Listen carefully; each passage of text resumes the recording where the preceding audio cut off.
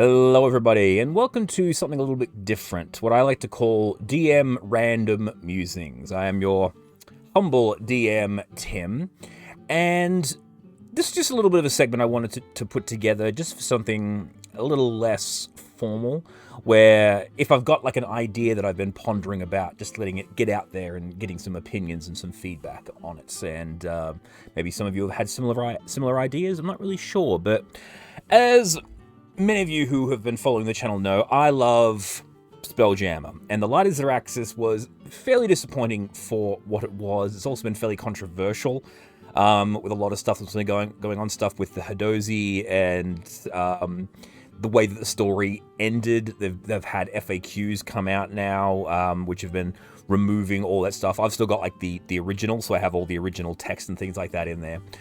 But I still think a lot of the stuff that got changed, I'm not going to go into a lot of that. It's to me, it wasn't really. I know I could understand where the issues were, but I didn't really see that big of a problem with a lot of the stuff that was being said. But regardless of that, the thing that really stuck out to me about the Light of Xaryxis, it was the tone. It didn't really know what it was sort of going for, because you had a lot of like weird random encounters and things like that that didn't really sort of follow along with the main plot. The best way I would describe it is that it had like maybe 2 chapters worth of plot that they stretched out into 4 chapters by putting a shitload of padding into it. And one of the things that I've been thinking about recently is that tone. And it kind of struck me that this adventure isn't really an adventure that is meant to be like a heroic adventure where your party goes on this massive, exciting adventure to save their world from these evil elves that are threatening their world. I mean, that is what the story is, but really that isn't what the story could be, or at least should be.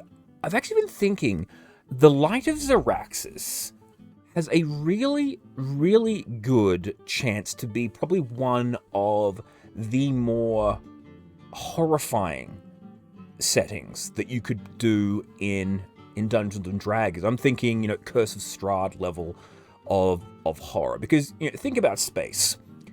Space isn't a good place to be. Space sucks. As the great scientist Rick Sanchez said, everything is in space, and everything wants to kill you. So, in D&D, there is no better place if you want to create horror than a space setting. And if you wanted to run the Light of Xaryxis, I would highly suggest, I'm probably going to do this at some stage in the future, but I would actually suggest a couple of tweaks to make this story, rather than being a big heroic adventure, make it a horror.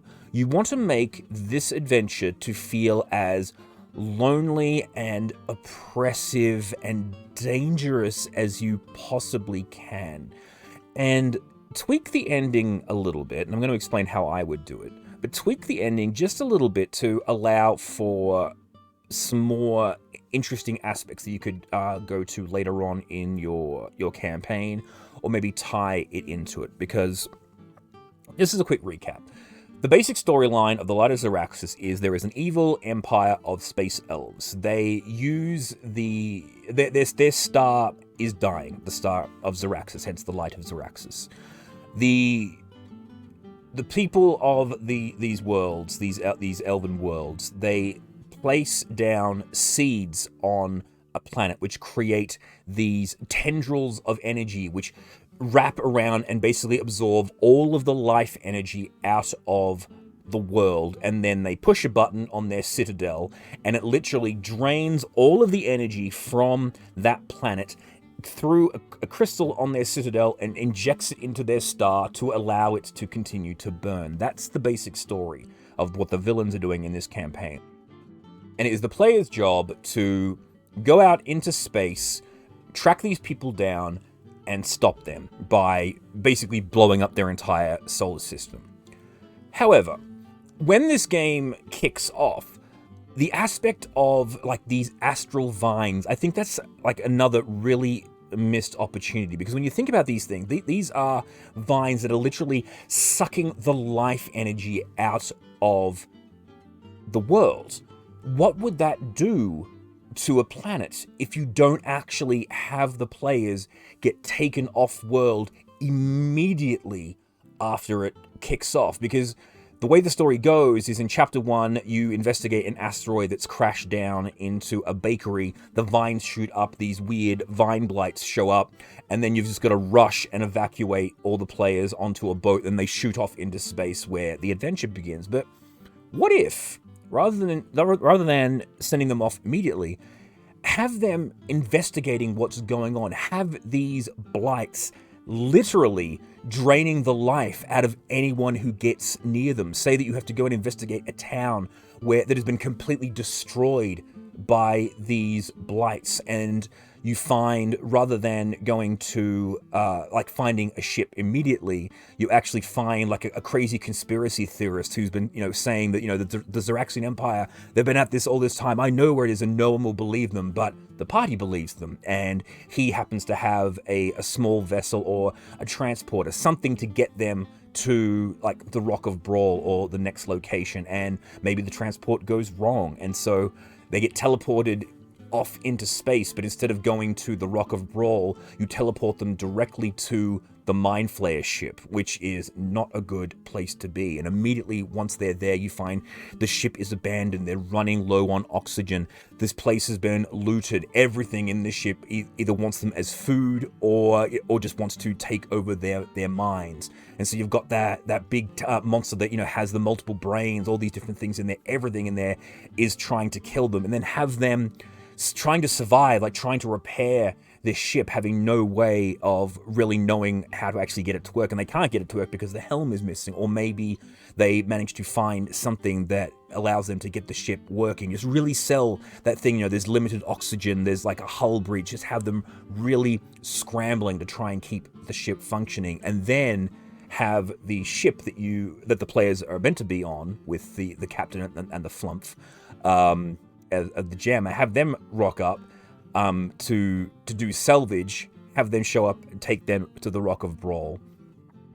And this is the next part of it. You could basically play this part of the story relatively the same, just having them meet up with Commodore Crux and do all that. But what I would also suggest here, because this is an idea that I was sort of having for a long to go along with the final idea that I came up with, is that have everyone almost indifferent to the plight of the players. Like, no one will believe them that the world is going to be taken over that it's going to be wiped out. Make it so that essentially no one on the Rock of Brawl really cares.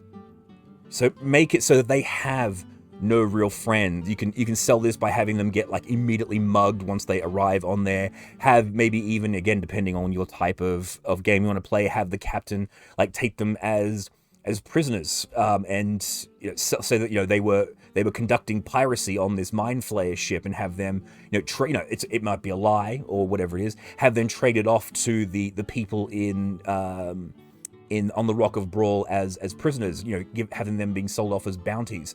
Like, just, again, put them in a really, really bad position, and then once they're in prison, or however you want to sell that aspect of it, all right, maybe just have like this one, drunk man. Like, again, Commodore Crux, you could have him that no one on the entire rock believes them, but this one person does.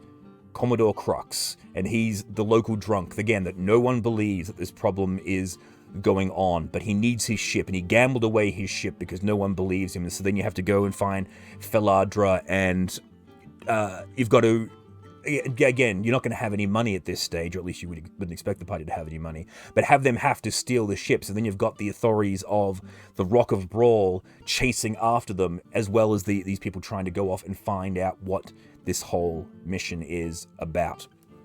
The next couple of aspects of it, because the next chapters of the story basically involve the party running into, they're heading off to Topla to find the map. That's fine. I would cut out the bit where what's the name, Hastian shows up on the jellyfish, because that bit's just really, really weird.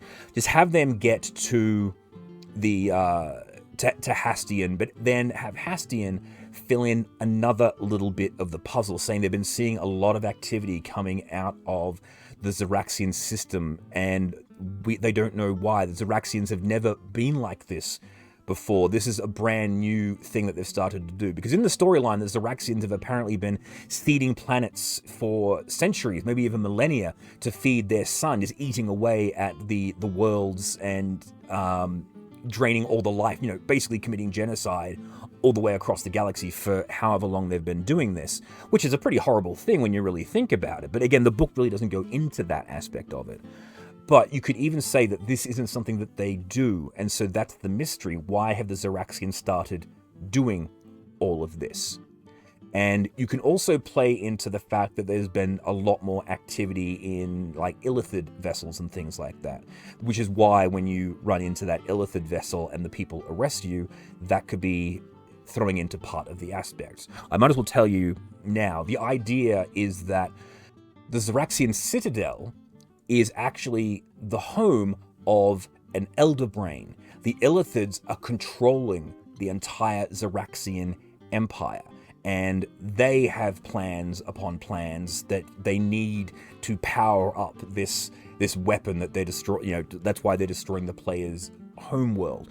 But again, because this elder brain is controlling a massive space fleet, because just going back into the lore quickly, is that the Illithid Empire once was absolutely massive. They ruled void space until the Gith rose up and hit them down, and ever since then they were the height of their power is no longer there. They're sort of like scrambling, much like what the Xaraxian Empire is kind of supposed to be at this stage. Their star is dying, and so they're still trying to maintain their empire by destroying other worlds. So you could have that an elder brain has taken over, and on every single vessel within the Xaraxian fleet have an illithid, a mind flayer, controlling the crew. And you could also say that this spreads all the way back. The Rock of Brawl, there is another hive mind, there is another elder brain on the Rock of Brawl, and this, which is why everyone is completely indifferent. The elder brain isn't controlling everyone on the Rock of Brawl directly, but it's giving enough subconscious energy to the people that are on there, that are the residents of the Rock of Brawl, that they just don't care. They've been brainwashed into apathy by the constant presence of the elder brain, which is what is allowing the Xaraxian Empire to do what it has been doing. Because it was so strange to me that when you get to the Rock of Brawl, no one seems to give a shit, even in the actual book, right? That the Xaraxian Empire is literally destroying entire worlds. They are blowing them up and draining all of their life energy, and you would think that there would be some sort of, a star fleet. There is the Spelljammer Academy. I don't know whether they have like a mandate to protect people, but you would expect that some people out there would be like the city of Waterdeep. They have the guard, they have the armies, the different areas of space. You think some people would actually give a shit that happens, but no one on the Rock of Brawl cares that this is going on, and they know that it's been happening, right? Because the Xaraxian Empire, they rocked up on the Rock of Brawl. They showed up on the Rock of Brawl before they attack the homeworld in the book and say, "Steer clear, we're going to nuke it," and no one cares. And so, because no one cares, that's what's allowing this to happen, and that's where, again, that's where you want to add in like the horror elements of this whole thing, that this entire civilization is being mind controlled. The illithids are everywhere. They're beginning their next big push to try and take over more populated systems, either by destroying planets. I mean, maybe there was an elder brain on your world and it didn't want to join their hive mind, and so they're nuking the world that the players are from to destroy that hive mind. Because so many different options, so many better ideas they could have gone with, other than we're evil and we literally have a Death Star. And so at this stage, you can tie a lot of this stuff together as the book goes through. You travel to Topola's tower. She gives you the map. You head on a little bit further off. You run into the pirate captain. His crew have known about the Mind Flayers for a while, which is why they've been attacking the members of the Xaraxian Empire. But then his crew get mind controlled while he's off the ship, and they try and steal his ship. So you've got to go back and get, rather than just a straight mutiny, right? They're actually being controlled by the illithids. There's a what are they called? An intellect devourer. Maybe an intellect devourer got into one of the members of his crew and took over the spelljammer, the person that controls the ship, and it's flying it away, and he's locked the doors and secured it with a force field, so the rest of the crew doesn't know it's actually happening. So then you have to chase down the ship and board it, and with the help of the crew, take out this psionically altered wizard that is controlling the ship. And then once you've got a hold of that, you've got to go and find more people to attack the Citadel. Of course, you go to what's it called? Fuck. Actually, even better. Actually, you could have it even that the princess, because the princess is on the pirate ship. She is actually she actually has an intellect devourer in her head, and so she uses her psionic abilities, or has other, like the intellect devourer jumps out of her head and into the head of the spelljammer. Again, there's so many different possibilities that could be going on there. She might have even found out about the hive mind and is trying to stop it from going on. Like she has a ring of mind shielding, as well as her ring of shooting stars. The ring of mind shielding was given to her by like an envoy for or maybe she just found it and put it on, and then suddenly she realized, hang on a second, this is not right. And that's why the prince has been trying to get her, because she knows the truth and could ruin their plans. And so she joins up with you. And then you've got the Vocath system, and again, the fact that these people know what's going on. Their worlds have all been destroyed, or at least a lot of their worlds have been destroyed by the Xaraxian Empire, but they haven't actually bothered to go and form up a fleet. But again, you could say that is the influence of the Mind Flayers on these people. And a really good selling point for this, a way to actually get the members riled up, is that Vocath has got Gith all over his station, and their life is to destroy the Mind Flayers. So make that whole situation going on. You need to prove that your party is strong enough to fight against the Mind Flayers. Hence, they put them into the arena. And then, of course, you form up your fleet. You go off. You fly away. You attack the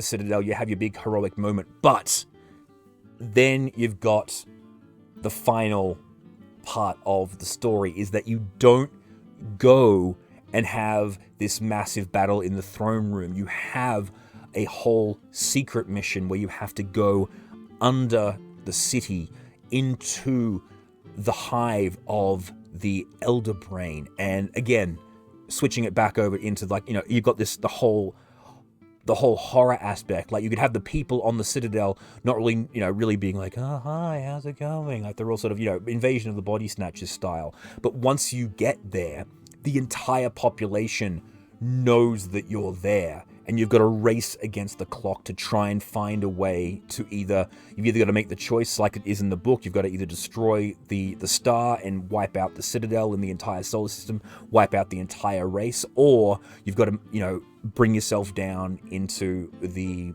Citadel and make it so that you're able to take out the hive mind, take out the Elder Brain. And again, Mind Flayers are nasty as hell. I mean, if those things get a hold of you, they're like an instant death for a player. It's like if you get grappled by them and then you fail the strength check, they will suck out your brain. It's a 2-hit death on any character. Intellect Devourers are just as bad. They can mind blank you and also jump inside your head, which is a pretty damn nasty situation as well. But yeah, it's just something that I thought of, because I really, really wanted this Spelljammer book to work, and playing through it, it felt really, really weird the way that it was written. And I think this might be a way to salvage it. But again, like I was saying, horror in space, the whole aspect of the fact that you want everyone in your party to feel like they can't trust anyone.